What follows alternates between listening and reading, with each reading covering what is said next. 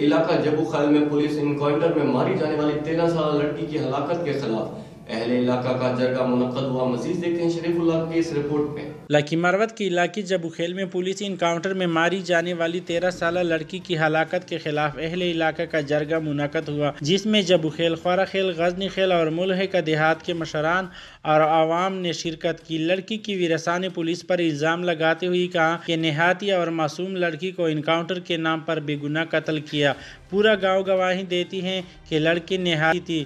انہوں نے کہا کہ لڑکی کو روزے کی حالات میں قتل کیا گیا تھا۔ کچھ دن پہلے احتجاج کے دوران پولیس اور انتظامیہ نے ہماری مطالبات ماننے کی یقین دہانی کرائی تھی، لیکن احتجاج ختم کرنے کے بعد ہمارا ایک بھی مطالبہ پورا نہ ہو سکا۔ جرگے سے مشران نے خطاب کرتے ہوئے کہا کہ اگر ہمارے مطالبات پورے نہ ہوئے تو سول نافرمانی سمیت پولیو مہم کا بائیکاٹ کریں گے۔ یاد رہے کہ کچھ دن پہلے 13 سالہ لڑکی کو اس کے اشتہاری چاچا کے ساتھ پولیس مقابلے میں قتل کیا گیا تھا۔ کیمرہ مین رفیع اللہ کے ساتھ شریف اللہ، راز نیوز، لکی مروت۔